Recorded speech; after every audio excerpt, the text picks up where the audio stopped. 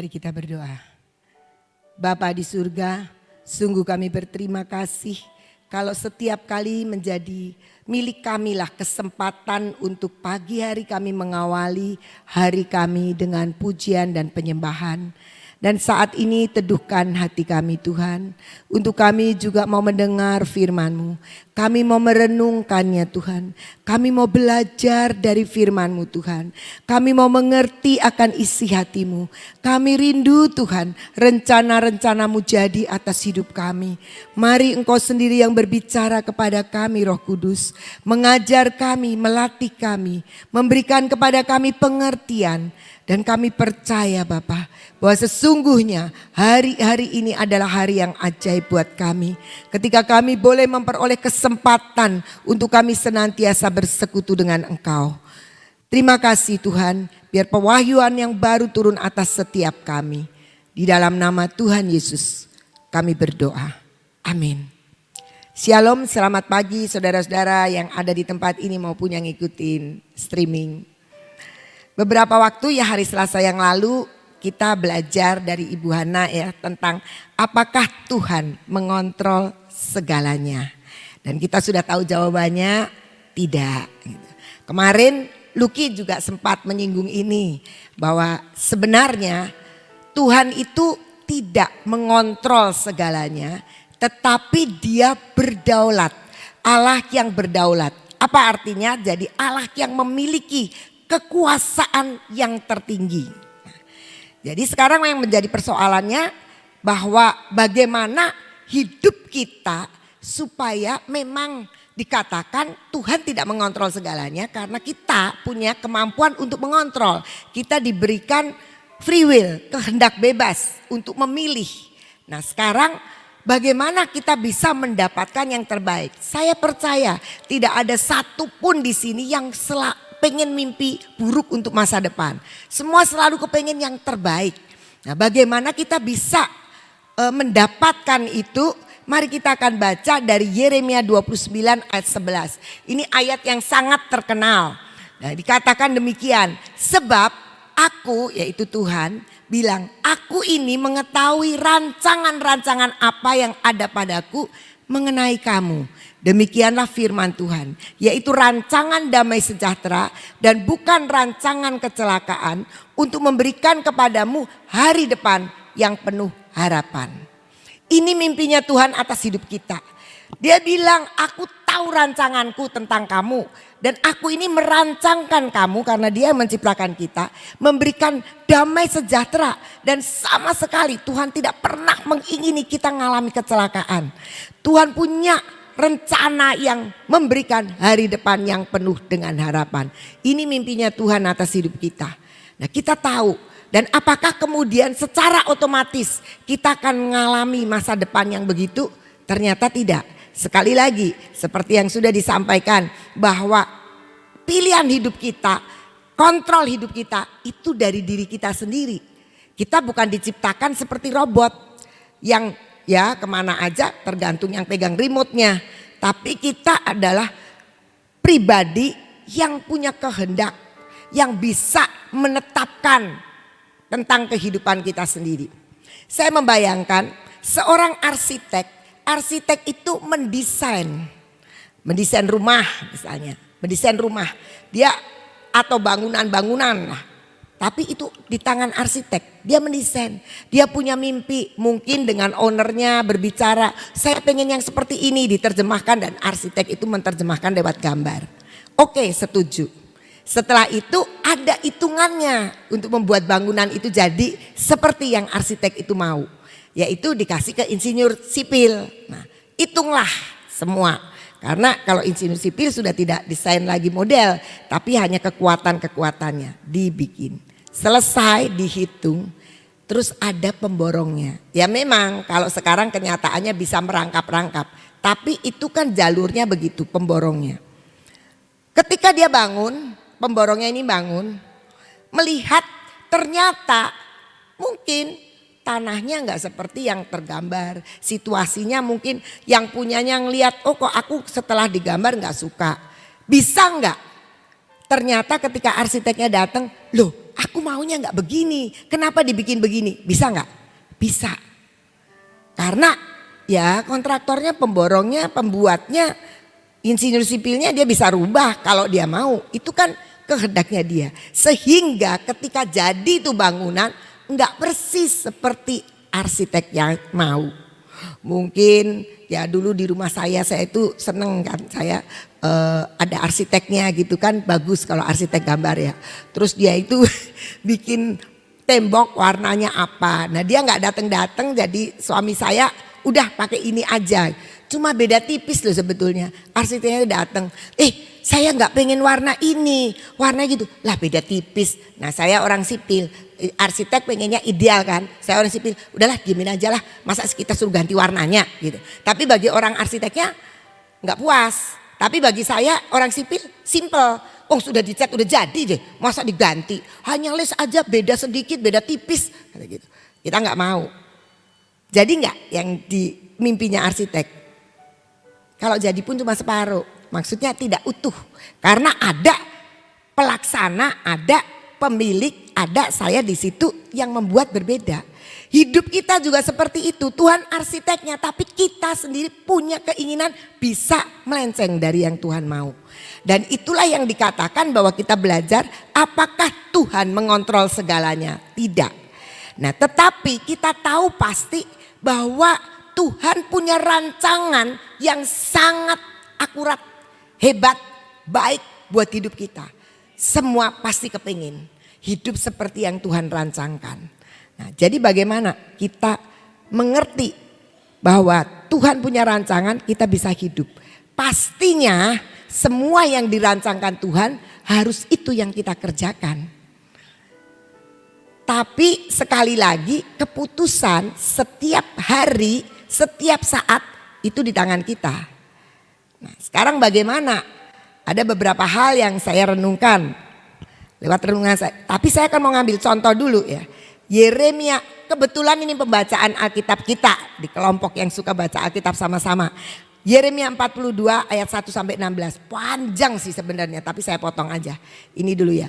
Kemudian datanglah semua perwira tentara, di antaranya Yohanan bin Kareah dan Asaria bin Hosaya beserta seluruh rakyat dari yang kecil sampai kepada yang besar, dan mereka berkata kepada Nabi Yeremia, ya, biarlah kiranya permohonan kami sampai di hadapanmu. Berdoalah untuk kami kepada Tuhan Allahmu untuk seluruh sisa ini. Sebab dari banyak orang hanya sedikit saja kami yang tinggal, seperti yang kau lihat dengan matamu sendiri. Semoga Tuhan Allah memberitahukan kepada kami jalan yang harus kami tempuh dan apa yang harus kami lakukan.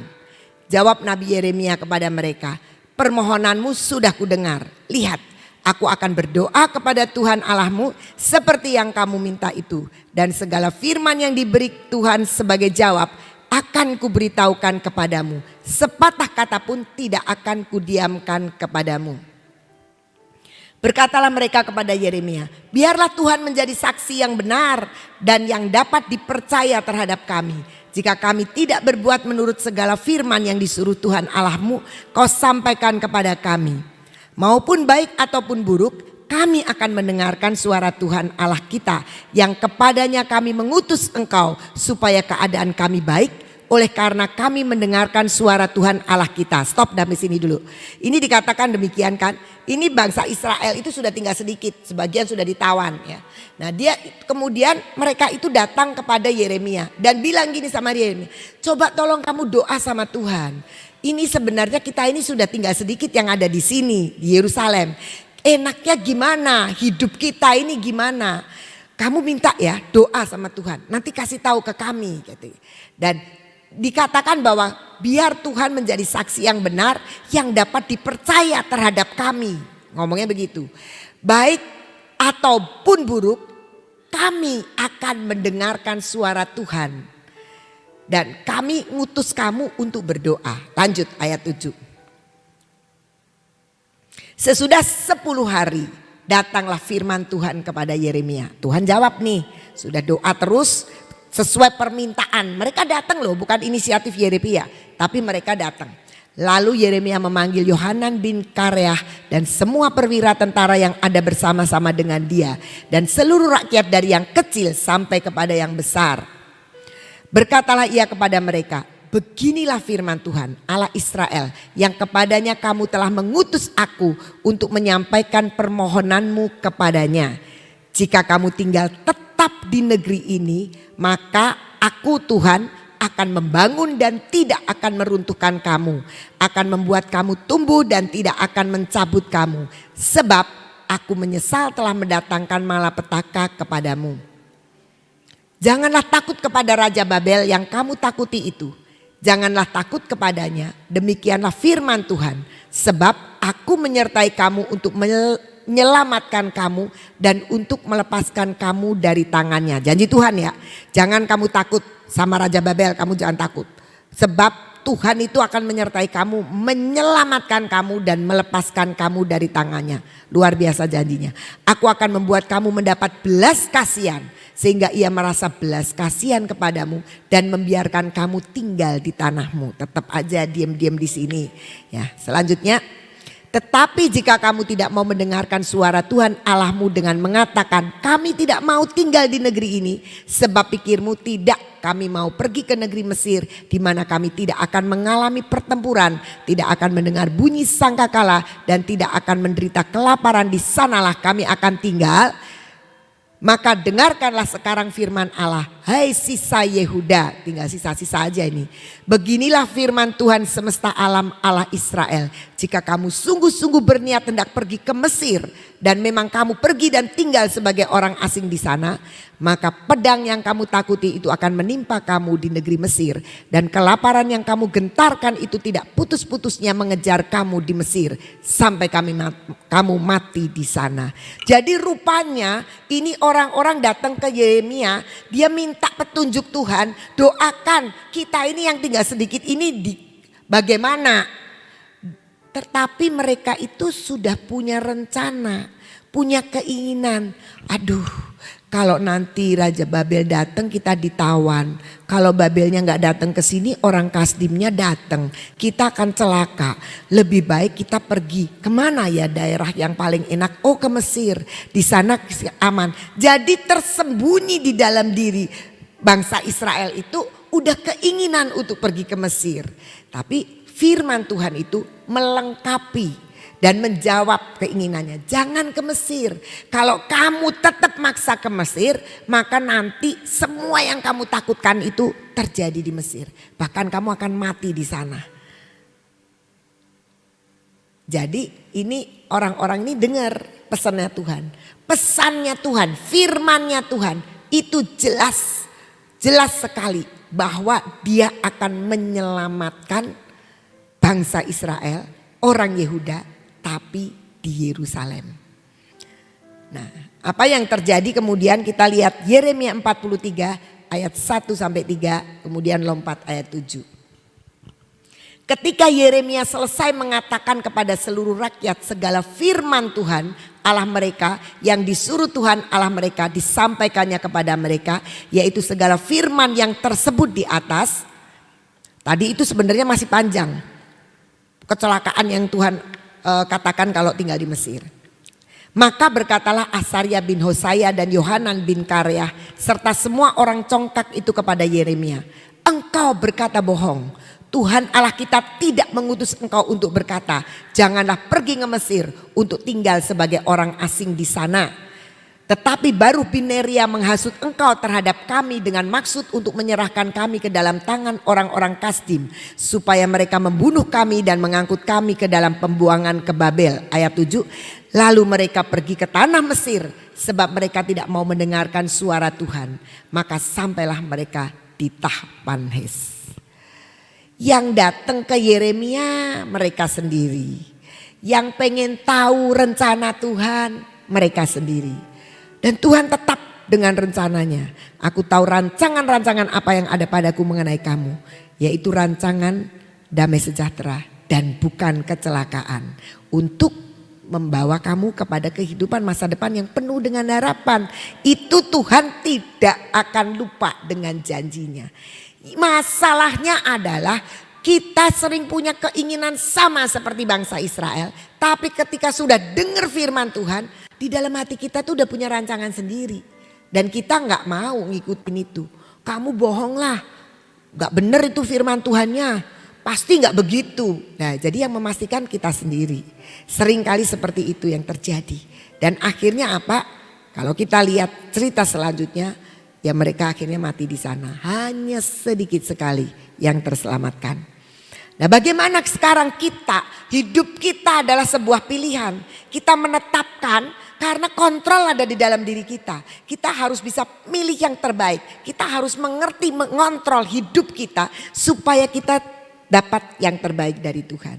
Kenapa bisa terjadi? Mari kita lihat Ibrani 11 ayat 6 bagian B. Tetapi tanpa iman tidak mungkin orang berkenan kepada Allah. Ini A ya, saya mintanya yang B.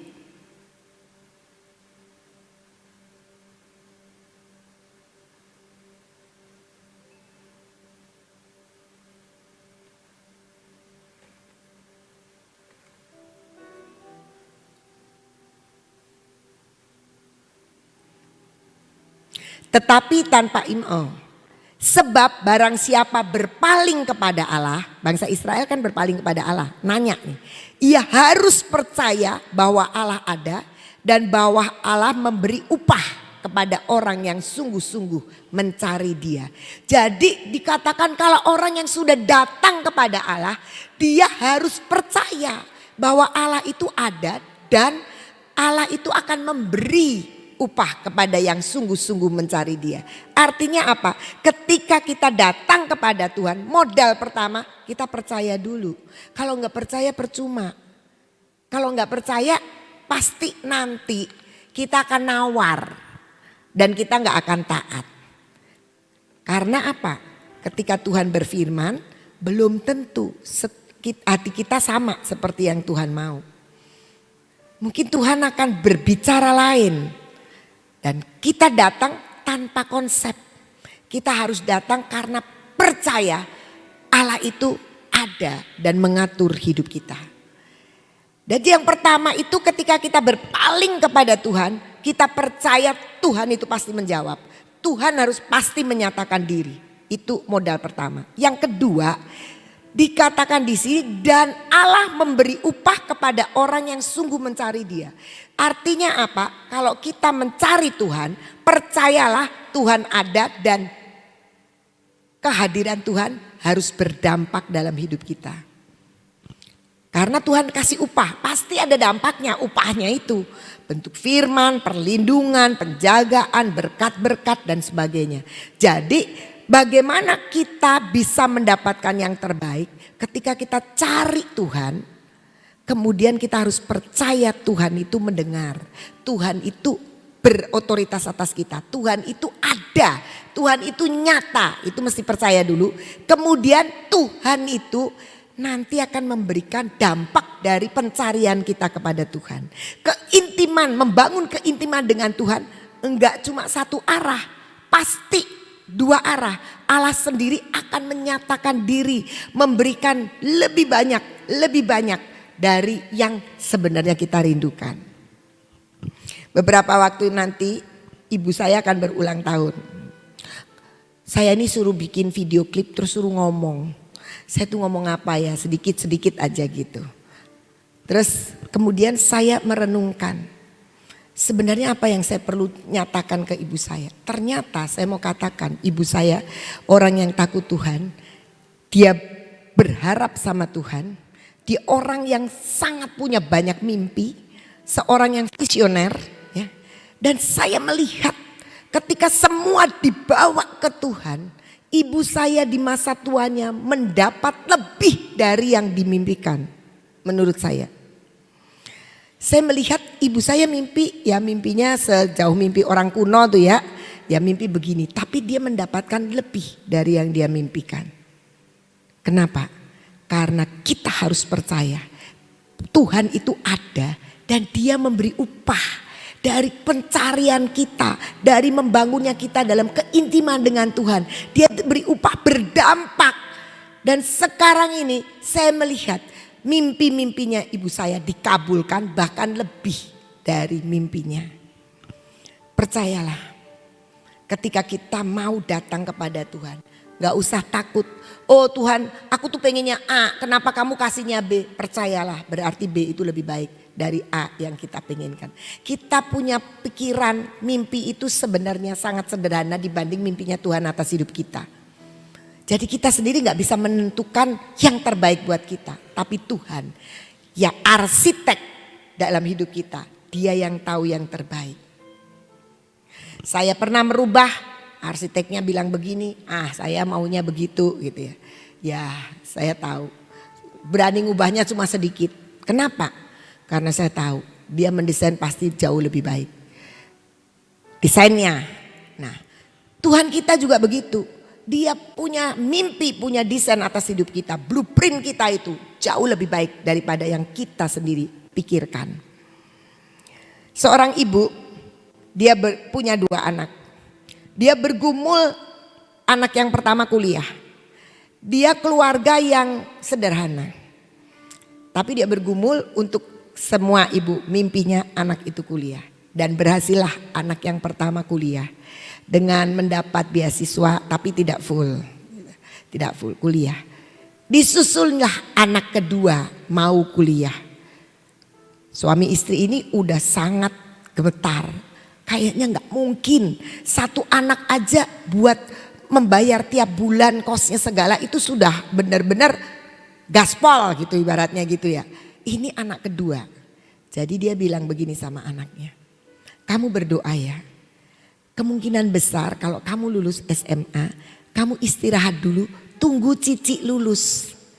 Cici sebentar lagi nanti lulus. Beda 4 semester apa 3 semester sama adiknya, saya kurang jelas.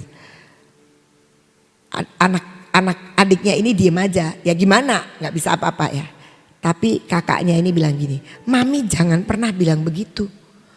Kalau Mami bisa memberi kepadaku yang terbaik, Mami juga pasti bisa memberi buat adikku yang terbaik.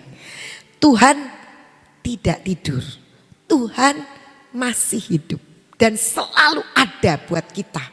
Ayo Mami, jangan patahkan semangat adikku. Patahkan semangat bahwa dia harus berhenti dulu. Nanti dia gak punya semangat lagi. Ibu ini kaget juga. Iya betul. Kemudian dia terus berdoa. Kalau gitu kita sepakat sekarang. Kita berempat. Nah, anaknya 2, suami istri berempat. Sepakat untuk berdoa untuk anaknya yang kedua ini. Gimana? Harus kuliah, bagaimana caranya? Gak punya uang. Suaminya Kristennya masih setengah, ya Kristen tapi kurang percaya sama mujizat-mujizat begitu. Tapi ibu ini bilang, saya mau berdiri buat keluarga saya.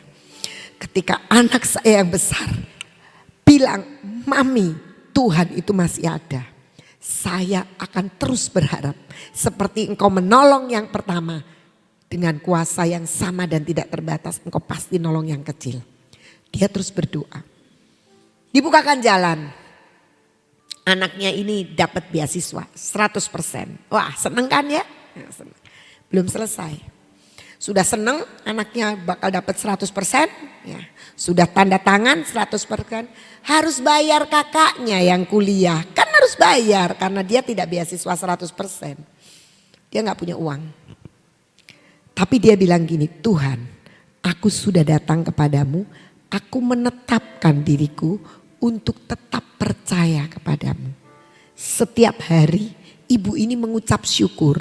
Bahkan dia itu untuk menjaga hidupnya supaya dia tidak mengeluh, tidak sedih, tidak apa. Dia bilang sama teman kerjanya, kalau aku bersungut-sungut sedikit pun kamu tegur aku. Aku mau terus bersuka cita walaupun aku tidak tahu apa yang Tuhan mau kerjakan dalam hidupku. Dia tapi gak cerita, temennya gak cerita pergumulannya. Cuma dia sering begini sama teman kerjanya. Hari ini kamu lihat aku sukacita gak? Oh iya sukacita. Aku mau terus bersyukur. Dan dia ucapan syukur terus, ucapan syukur. Sampai deadline harus membayar. 2 hari lagi dia terus mengucap syukur. Suaminya stres berat. Kenapa? Karena gak tahu. Orderan-orderan yang sudah diorder tidak ada kabarnya semua. Ada 3 orderan dari perusahaan besar, tidak ada kabarnya. Sampai deadline harus membayar ke anak ini. Apakah anaknya ini akan drop out? Tapi ibunya bilang, tidak, Tuhan tetap ada dan setia. Dia terus berdoa sampai satu hari ada orang ketok pintu. Dan orang ini menyampaikan sebuah bungkusan kotak. Diberikan, ini untuk ibu. Bukankah besok ibu berulang tahun? Dia kaget. Saya dititipin untuk nyampaikan ini buat ibu. Dia terima kasih. Dia nggak sangka. Ketika dia masuk, anaknya bilang, oh mami dapat kado ya. Kayaknya coklat itu. Karena kotak. Gitu. Ya kita bersyukur mami besok ulang tahun sudah ada yang kirim kado. Ketika dibuka, 2,5 kali yang dibutuhkan ada di situ. Dia menangis dan dia bilang, Tuhan Engkau itu nyata banget. Bahkan memberikan lebih dari yang aku butuhkan. Dia telepon suaminya. Karena suaminya kerja di luar kota. Suaminya dalam keadaan yang stres. Dia sedang membeli sesuatu di Indomaret. Dia video call. Dan dia ceritakan, Tuhan ajaib. Semua sudah tertutup. Di Indomaret suaminya nangis dan bilang, benar aku percaya Tuhan itu ada. Ketika kita berpaling sama Tuhan, kita harus percaya bahwa Tuhan ada. Dan kerja Tuhan itu berdampak dalam hidup kita. Jangan ya aku percaya Tuhan ada tapi kita gak pernah ngerasain. Karena Tuhan bilang kalau kamu sungguh-sungguh kamu pasti dapat upah dari pencarianmu. Kalau kamu membangun keintiman dengan Tuhan kamu pasti mendapat sesuatu dari Tuhan. Kalau kita punya sahabat kita dekat. Bukan sahabat jauh ya, sahabat dekat. Pasti ada saling berdampak, betul? Demikian juga dengan Tuhan. Bagaimana kita bisa terima yang terbaik? Kita harus berpaling kepada Allah dan percaya. Dan Allah akan menyatakan dengan sungguh-sungguh dampak kebesarannya, kemurahannya, kesetiaannya, kekayaannya, kemampuannya, kuasanya. Dan itulah yang dinamakan kedaulatan Allah dinyatakan dalam hidup kita.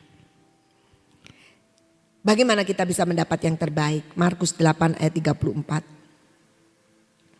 Lalu Yesus memanggil orang banyak dan murid-muridnya dan berkata kepada mereka, setiap orang yang mau mengikut aku, ia harus menyangkal dirinya, memikul salibnya dan mengikut aku.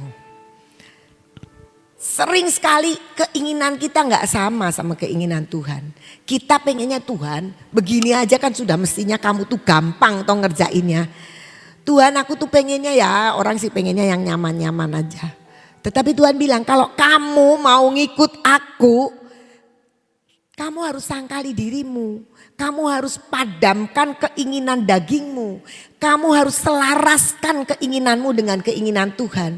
Kamu harus pikul salib. Pikul salib itu bukan berarti pikul salibnya Tuhan Yesus gak kuat lah kita.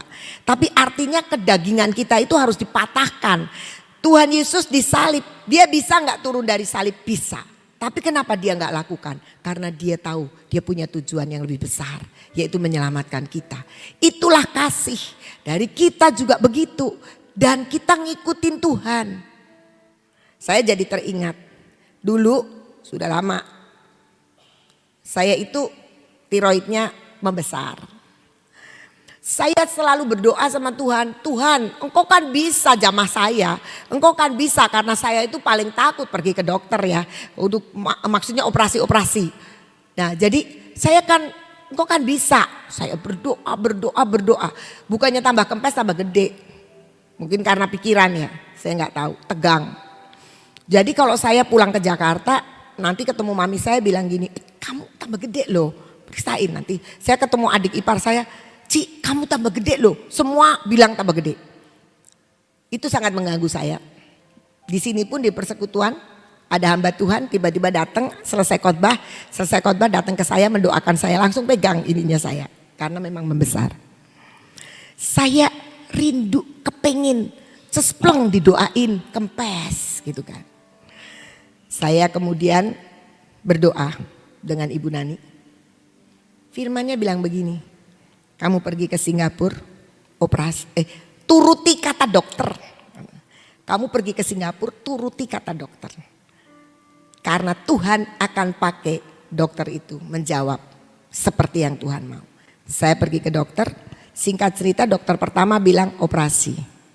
Saya bilang sama suami saya, operasi ya dokter mah operasi nanti dapat duit. Pindah lagi pindah. Saya pindah lagi ke dokter yang lain. Sama dokter yang lain bilang operasi.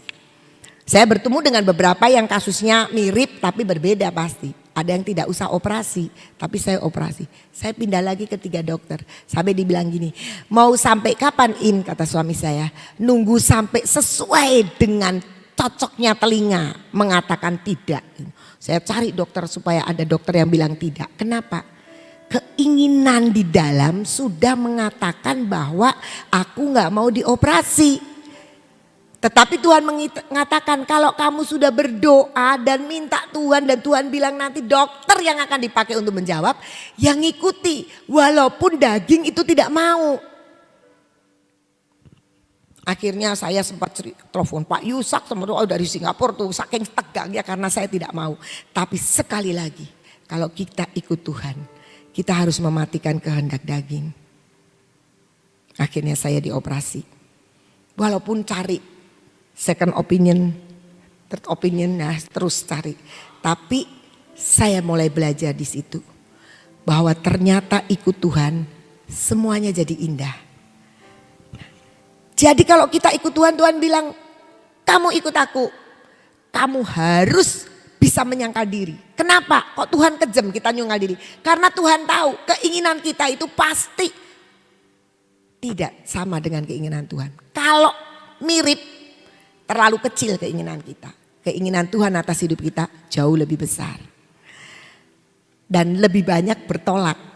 Karena kita selalu mau mengenakkan daging. Yang nyaman-nyaman, yang enak-enak gitu kan. Sedangkan Paulus pun mengatakan, aku mau bersekutu dengan penderitaan Kristus. Penyangkalan diri Kristus. Jadi itu yang harus kita lakukan. Untuk kita bisa mendapatkan yang terbaik. Kontrol hidup kita adalah berani menyangkal diri kalau Tuhan memang mengatakan tidak. Tidak, jangan sama seperti bangsa Israel. Bangsa Israel udah minta Yeremia suruh doain. Firman Tuhannya lah, begitu dikasih firman Tuhan gak cocok. Kamu bohong, ayo kamu ikut aku ke Mesir. Dan dia paksa Yeremia untuk ikut ke Mesir. Dan yang terakhir dia, Yohanes 14 ayat 26. Tetapi penghibur yaitu Roh Kudus yang akan diutus oleh Bapa dalam namaku. Dialah yang akan mengajarkan segala sesuatu kepadamu dan akan mengingatkan kamu akan semua yang telah kukatakan kepadamu. Roh Kudus adalah roh penolong. Roh Kudus adalah roh yang akan mengajari kita segala sesuatu. Roh Kudus yang akan mengingatkan kita akan apa saja yang Tuhan sudah sampaikan, pesankan, ajarkan kepada kita. Roh Kudus itu harus menjadi sahabat kita setiap saat, setiap detik. Roh Kudus harus menjadi penuntun kita. Roh Kudus harus ada selalu. 7 roh Allah ada pada kita. Jangan lepaskan kita dari persekutuan dengan Roh Kudus. Karena dia yang akan menuntun, meluruskan kita, mengingatkan kita. Kita itu kalau terima khotbah, ya saya percaya hanya sekian persen yang masuk. Tapi Roh Kudus bisa mengingatkan. Sehingga ketika kita terima itu, mari kita belajar Roh Kudus. Saya mendapatkan firman ini, mau bawain ini waktu Lucky kemarin menyampaikan. Langsung saya tangkap, oh iya yang saya harus sampaikan Yeremia 29 ayat 11. Pulang dari PW itu lupa. Waktu saya mau persiapan, tadi tuh ya ngomong apa ya Lucky itu. Yang sampai saya mendapatkan ayat.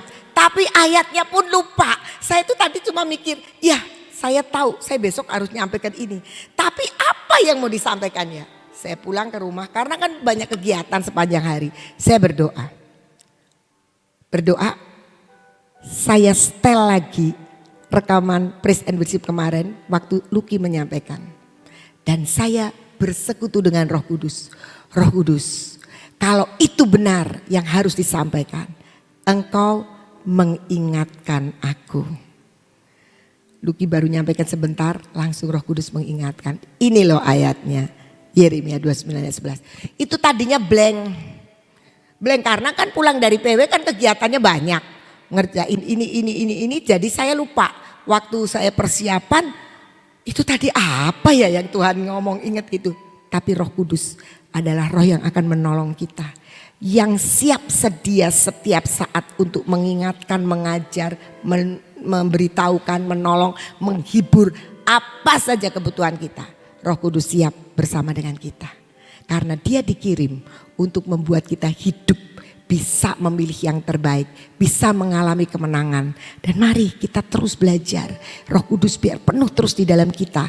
Pakai dia untuk pakai pribadi Roh Kudus menjadi satu dengan hidup kita. Pilihan terbaik itu ketika kita berani memutuskan untuk percaya, untuk kita berpaling kepada Tuhan dan kepercayaan kita berdampak dalam hidup kita. Dan kemudian kita berani menyangkal diri dan kita terus minta dipimpin oleh Roh Kudus. Mari kita berdoa.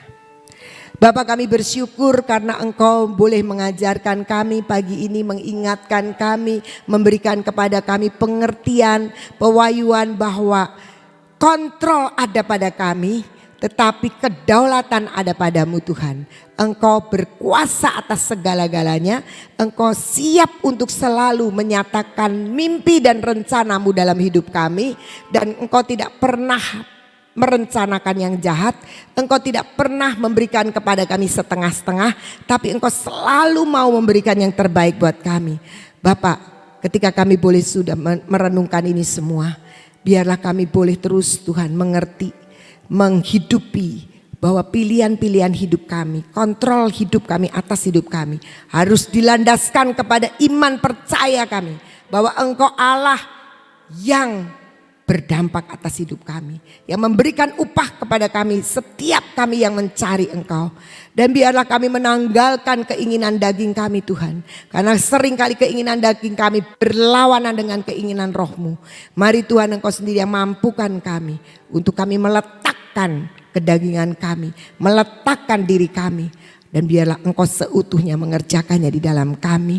Dan kami percaya Roh Kudus pribadi yang ajaib dan luar biasa, yang boleh senantiasa mengurapi kami, yang senantiasa memberikan kepada kami pengertian, pengarahan, pengajaran buat kami. Terima kasih Tuhan, biar hidup kami yang ada di depan, di hadapan kami adalah hidup ketika kami memilih semua tepat seperti yang Engkau mau.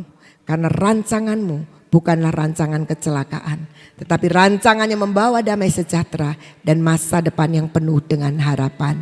Terima kasih Tuhan, paksakan semua rencana-Mu jadi atas hidup kami. Dan kami percaya Roh Kudus-Mu akan terus menuntun kami.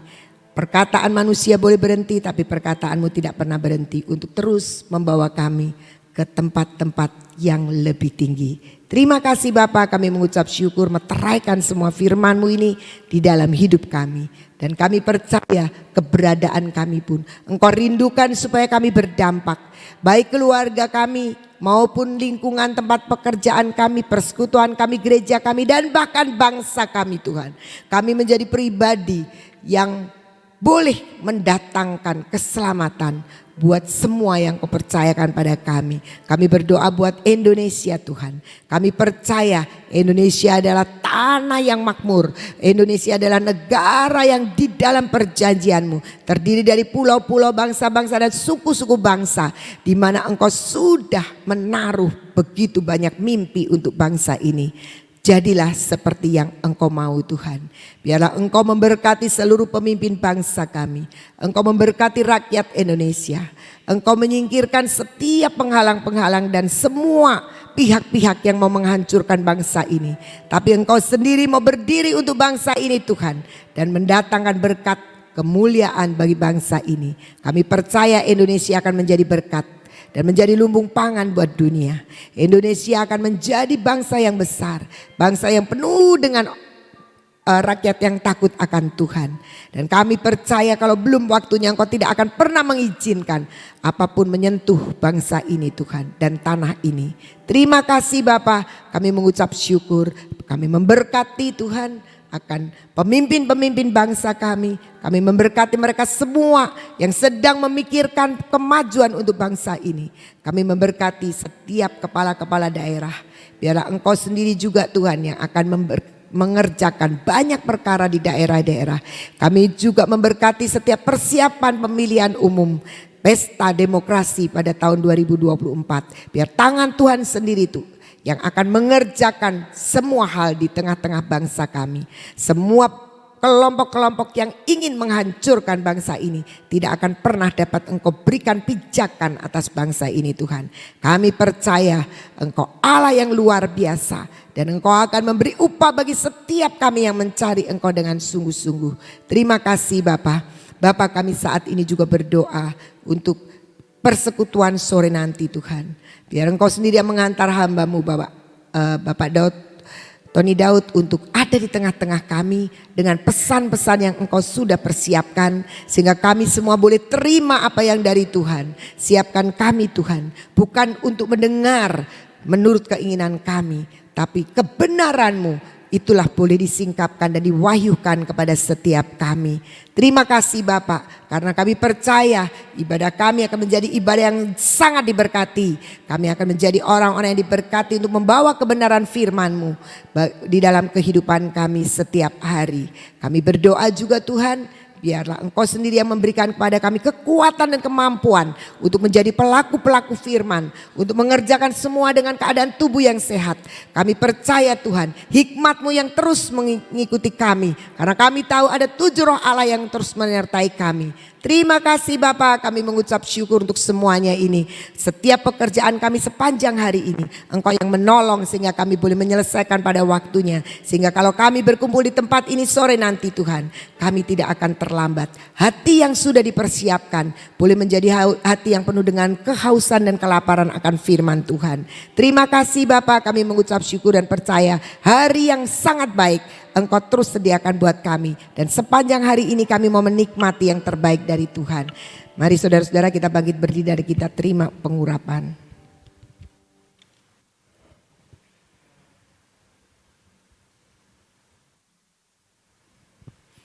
Bapa, kami bersyukur untuk urapan yang baru Engkau turunkan atas setiap kami. Urapan yang akan menguasai pikiran dan jiwa kami Tuhan. Kami menjadi pribadi yang selalu dan senantiasa mengikuti apa yang Kau kehendaki. Mata kami terus tertuju kepadamu Tuhan. Dengan telinga yang kami sendengkan untuk mendengar suara-Mu. Dan kami boleh memperkatakan perkataan-perkataan berkat. Engkau sendiri memberikan penjaga atas mulut bibir kami.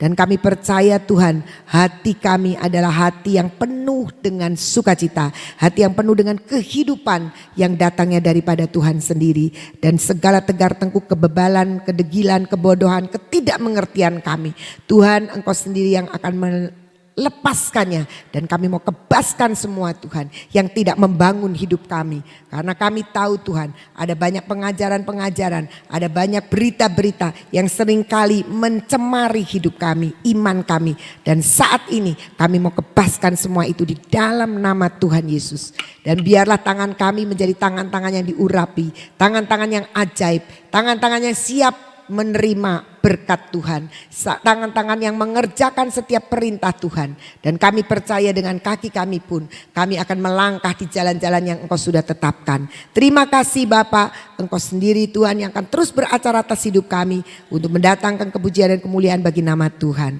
Terpujilah nama-Mu Bapa, termeterai semua yang sudah kami naikkan di hadapan-Mu. Dari awal doa, pujian dan penyembahan sampai kepada firman dan sampai kepada berkat urapan-Mu Tuhan. Kami percaya semua kami kerjakan di dalam nama Bapa, Anak dan Roh Kudus.